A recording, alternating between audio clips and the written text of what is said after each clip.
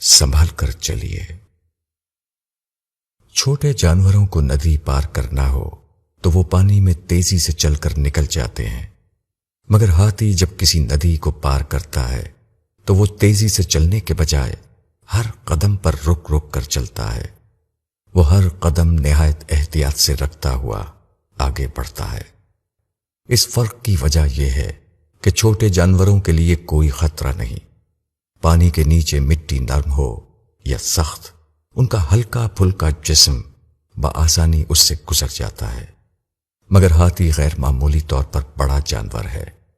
भारी जिस्म की वजह से उसके लिए यह खतरा है कि नीचे की मिट्टी अगर नरम हो और उसका पांव उसमें धंस जाए तो उसके लिए उससे निकलना सख्त मुश्किल हो जाएगा। यही वजह है कि हाथी जब तक ये ना देख ले कि नीचे की सतह मजबूत है, वो कदम आगे नहीं बढ़ाता। हर बार जब वो कदम रखता है तो उस पर अपना पूरा बोझ नहीं डालता।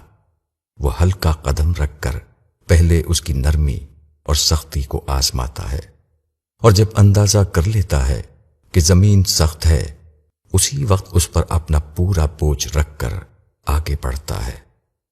यह तरीका हाथी को किसने सिखाया? जवाब यह है कि खुदा ने। इसका मतलब यह है कि हाथी के इस तरीके अमल को खुदाई तस्दीक हासिल है। गोया जिंदगी के लिए खुदा का बताया हुआ सबक यह है कि जब रास्ते में किसी खतरे का अंदेशा हो तो इस तरह न चला जाए जिस तरह बेखतर रास्ते पर चला जाता है, बल्कि हर कदम संभल संभल कर रखा जाए। जमीन की कुव्वत का अंदाजा करते हुए आगे बढ़ा जाए। इंसान को खुदा ने हाथी से ज्यादा अक्ल दी है।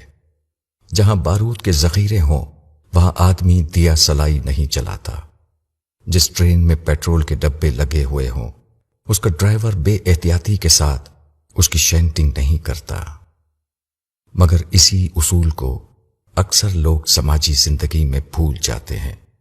हर समाज में तरह तरह के इंसान होते हैं और वो तरह तरह के हालात पैदा किए रहते हैं।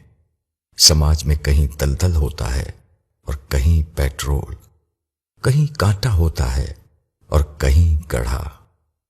अक्लमंद वो है जो इस किस्म के समाजी मौक़े से बचकर निकल जाए, न कि उससे उलझकर अपने रास्ते को खोटा करे।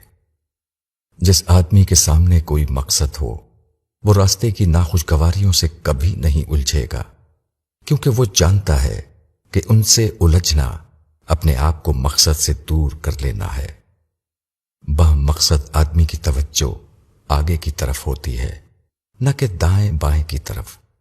वो मुस्तकिल नताइज पर नजर रखता है, न कि वक्ती कार्रवाइयों पर। वो हकीकत की निस्बत से चीजों को देखता है, न कि ज़ाती ख्वाहिशात की निस्बत से।